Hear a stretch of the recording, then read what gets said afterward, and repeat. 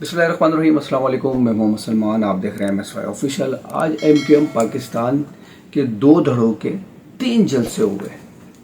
خالد مقبول صدیقی صاحب نے ایک جلسہ حیدرآباد میں کیا اور ایک جلسہ آج انہوں نے رات میں میرپور خاص میں کیا، جبکہ مصطفیٰ کمال صاحب جو کہ MQM پاکستان کا ایک دوسرا دھڑا ہے، انہوں نے ایک جلسہ جو ہے وہ شاہ فیصل ٹاؤن میں کیا۔ اچھا، یہ جلسے اور ان جلسوں میں جو باتیں ہیں وہ کافی مماثلت رکھتی ہیں۔ خالد مقبول صدیقی صاحب نے جس طرح کی میرپور خاص میں تقریر کی، جو جلسے سے خطاب کیا، انہوں نے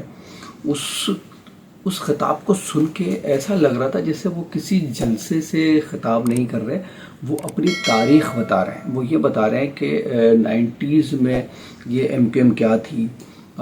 جب MQM کا کونسلر بھی نہیں تھا تو اس نے اس زمانے میں وہ کام کیا تھا جو کسی جماعت کے 100 کونسلر مل کر بھی نہیں کر سکتے تھے۔ اور وہ کام کیا تھا؟ وہ کام یہ تھا کہ کراچی میں ہفتہ صفائی مہم کچھ منائی تھی MQM نے،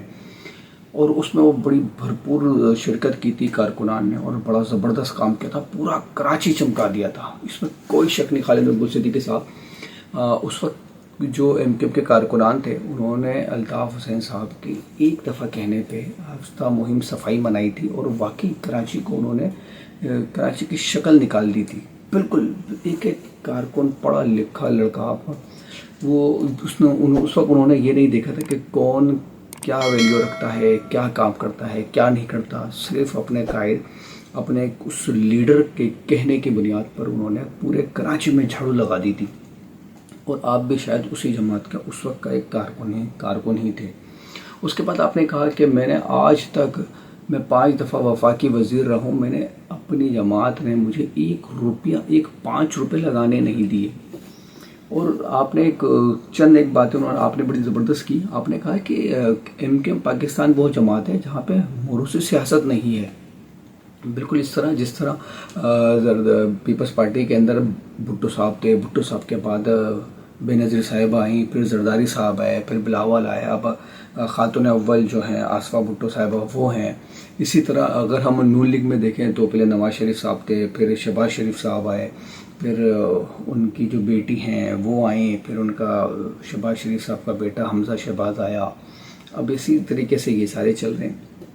اچھا، MQM کو اگر آپ اس جماعت سے کمپیئر کر رہے ہیں موروثی سیاست کے، تو اگر الطاف حسین صاحب نے موروثی سیاست ہی کروانی تھی اپنی اس جماعت سے، تو الطاف حسین کا کوئی بھتیجا، کوئی بھانجا، کوئی کزن، کوئی بھائی کیوں اس جماعت میں نہیں آیا؟ الطاف حسین نے کیوں گراس فوڈ لیول کو اس جماعت کا حصہ بنایا؟ آپ جیسے ورکر جو کہ لوور مڈل کلاس تھے، ان سب کو اعلیٰ اقتدار، اعلیٰ عہدیدار، اعلیٰ ایوان تک پہنچایا۔ اگر الطاف حسین چاہتا تو اس وقت یہ کر سکتا تھا۔ اور دوسری بات اگر ہم بات کریں مصطفیٰ کمال صاحب کے جلسے کی، تو مصطفیٰ کمال صاحب نے بھی اپنے جلسے میں یہی ساری باتیں کی کہ ہم بانی پاکستان کی اولادوں میں سے ہیں، ہم پاکستان بنانے والے ہیں، اگر ہم پاکستان بنا سکتے ہیں تو پھر ہم بہت کچھ کر کے بھی دکھا سکتے ہیں۔ اور انہوں نے کہا کہ کراچی جو ہے وہ پاکستان کا 70% ریونیو دیتا ہے، سندھ کا 90% ریونیو دیتا ہے۔ مطلب وہی جلسے میں یہی پرانی باتیں جو کراچی کو لے کے، جو اگر اس کو یہ کہا جائے کہ کراچی کا چورن، جو کراچی کا منجن جو بیچا جاتا ہے، آپ لوگوں نے وہی بیچا۔ اور مصطفیٰ کمال صاحب نے اس کو سندھ میں صوبے بنانے کی جو بات ہے، اس کے اوپر آئین کو انہوں نے بڑا لتاڑا ہے کہ یہ جو آئین جو ہے نا، یہ ہمارے حق میں بہتر نہیں ہے، یہ آئین صحیح نہیں ہے، اور اس کو صحیح کرنا جو ہے نا ہم چاہتے ہیں، اس کو صحیح کریں گے۔ اور اس کو صحیح کرنے کے لیے انہوں نے کہا ہے کہ پاکستان کراچی میں جو 30 ٹاؤن ہے، اس 30 ٹاؤن کے اندر جو ہے نا وہ 30 بڑے بڑے جلسے کریں گے ہر ٹاؤن کے اندر۔ جس طرح آج انہوں نے شاہ فیصل ٹاؤن میں جلسہ کیا، اسی طرح ہر ٹاؤن میں جا کے ایک جلسہ کریں گے۔ اور اس حساب سے مطلب اب یہ روزانہ کی بنیاد پر تو جلسے کریں گے نہیں، لیکن اس کے باوجود جو 26 جولائی کی MQM پاکستان کے خالد مصطفیٰ کمال صاحب نے جو ایک ڈیڈ لائن دی ہوئی تھی پیپلز پارٹی حکومت کو کہ ہم احتجاج کریں گے، ہم سڑکوں پر آ جائیں گے، اور گزشتہ روز بھی جب انہوں نے پریس کانفرنس کی تھی تو اس میں انہوں نے کہا تھا کہ ہم سڑکوں پر آنے کا اعلان کر رہے ہیں، اب ہم جو ہے نا سڑکوں پر آئیں گے، اب ہم بتائیں گے اور ایسے کریں گے۔ اور اگر اسی طرح کی اگر ہم بات کریں شام میں انیس قائم خانی صاحب نے ایک نجی چینل سے بات کرتے ہوئے بھی انہوں نے یہی بات کی تھی کہ ہم جو ہے نا اس کے لاہے عمل کا جو ہے ہمارا وہ یہی ہے کہ ہم سڑکوں پر آئیں گے، پھر ہم سین اسمبلی کا گھراؤ کریں گے، پارلیمنٹ کا گھراؤ کریں گے اور شارع فیصل پہ بیٹھیں گے۔ مصطفیٰ کمال صاحب نے بھی ساری یہی باتیں کہی کہ وہ شارع فیصل پہ بیٹھ جائیں گے اور یہ سارے معاملات ہوں گے۔ اگلے 30 دن کا انہوں نے ٹائم دیے، جبکہ مصطفیٰ کمال صاحب نے ایک بات اور بڑی زبردست کی۔ انہوں نے کہا کہ میں وفاقی وزیر ہوں، اور وفاقی وزیر جو ہوتا ہے وہ ایک بڑا عہدہ ہوتا ہے۔ ٹھیک ہے بھائی، بڑا ہوتا ہے، بالکل ہوتا ہے۔ آپ وفاقی وزیر ہیں، آپ بڑے عہدے پر ہیں، اور مصطفیٰ کمال صاحب نے یہ بھی کہا کہ اگر اس عہدے کے بعد جو عہدہ ہوتا ہے وہ ہوتا ہے وزیر اعظم کا۔ مجھے اس عہدے کی کوئی لالچ نہیں ہے، یہ عہدہ بیکار ہے جب ہمارے شہر کو اقتدار ہی نہ ملے، اس کا اختیار ہی نہ ملے، اس کے معاملات ہی نہ میں پھر وہی والی بات کروں گا۔ مصطفیٰ کمال صاحب، اگر آپ کو یہ لگتا ہے کہ آپ ایک وفاقی وزیر ہیں، جو کہ آپ ہیں، وفاقی وزیر صحت ہیں،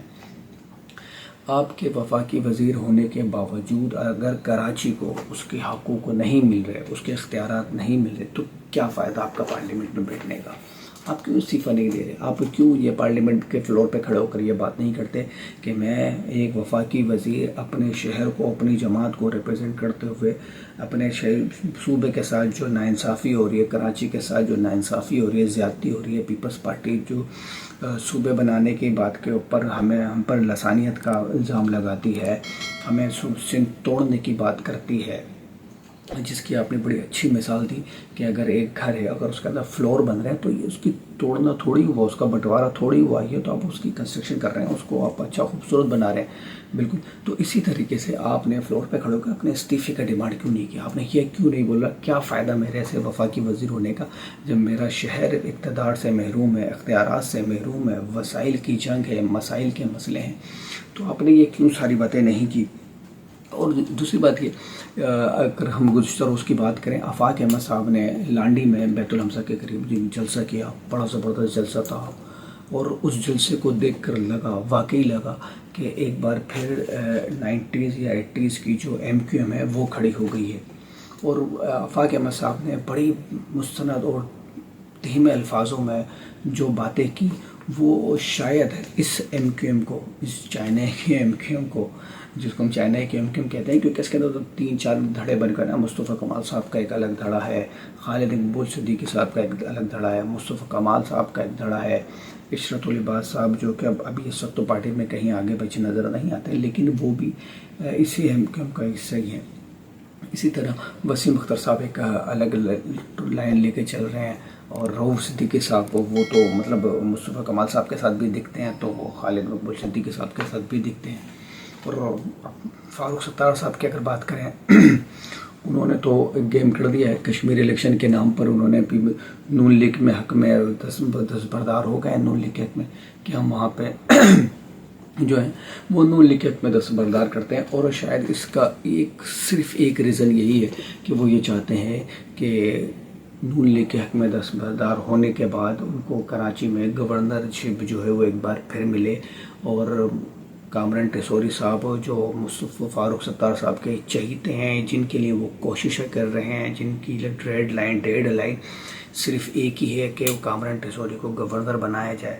تو شاید ایک بار پھر ان کو نون لیگ کو اسپیس دے کے وہ گورنرشپ شاید حاصل کرنے کی کوشش کریں۔ لیکن اگر ہم بات کریں ان کے جلسوں کی، تو خالد مقبول صدیقی صاحب کے جلسے سے بڑی مایوسی ہوئی، انہوں نے صرف اپنی باتیں کی، انہوں نے پھر ایک بار پھر 22 اگست کی بات کی، انہوں نے ایک بار پھر یہ کہا کہ ہم نے بڑا سخت فیصلہ کیا، اور ہم نے یہ بتایا کہ ہم جو ہیں وہ مطلب قربانیاں دینے والے ہیں۔ آپ نے قربانی تھوڑی دی تھی، آپ نے تو بٹوارہ کیا تھا اپنی جماعت کا 22 اگست کو۔ 10 سال بہت ہوتے ہیں، اس 10 سال میں آپ نے کیا ڈیلیور کیا؟ آپ نے یہ باتیں کی کہ 22 نشستوں سے ہماری 7 نشستوں پر آ گئے، ہمارے ووٹ چوری ہوا، تو سر آپ سوچنے کی بات ہے نا، یہ 22 سے اب اس کے اوپر کیسے آ گئے؟ یہ 22 نشستوں سے 7 نشستیں آپ کو ملی، اور اس کے باوجود آپ یہ کہہ رہے ہیں کہ یہ ہماری جیت ہے۔ اگر یہ آپ کی جیت ہے تو اگلا الیکشن میں تو اللہ ہی رحم کرے۔ اور دوسری بات آپ نے کی کہ لوگ جو ہے MQM میں جو ہے وہ اقتدار ان کو دیا جاتا ہے جو اس کے اہل ہوتے ہیں۔ آپ نے ایک قصہ سنایا کسی حیدرآباد کے ڈاکٹر کا اپنے جلسے میں، کہ ان کو پارٹی نے جو ہے نا ایک عہدہ دیا جو کہ انہوں نے واپس کر دیا، اور انہوں نے کہا کہ مجھ سے زیادہ نیڈی یا ضرورت مند تو یہ شخص ہے، یہ اس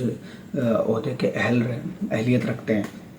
تو مصطفیٰ کمال صاحب، اگر آپ کو پارٹی کا نظم و ضبط اتنا ہی یاد ہے، اتنا ہی آپ کو خیال ہے اپنے اس پارٹی کے نظم و ضبط کی، جو کہ 22 اگست 2016 سے پہلے کا تھا، تو آپ نے اس کو کنٹینیو کیوں نہیں رکھا؟ اگر آپ کے اوپر ایک اعتراض اٹھ رہا ہے پارٹی کے اندر کہ آپ انٹرا پارٹی الیکشن کروائیں، تو آپ نے وہ انٹرا پارٹی الیکشن کیوں نہیں کروا رہے؟ آپ چیئرمین شپ کے نعرے لگوا رہے ہیں کہ ہمارا چیئرمین کیسا ہو، خالد مقبول جیسا ہو، خالد اقبال جیسا ہو، اور آپ نے اس میں ایک بات کہا کہ نہیں بھائی، انسان کا بچہ ہو،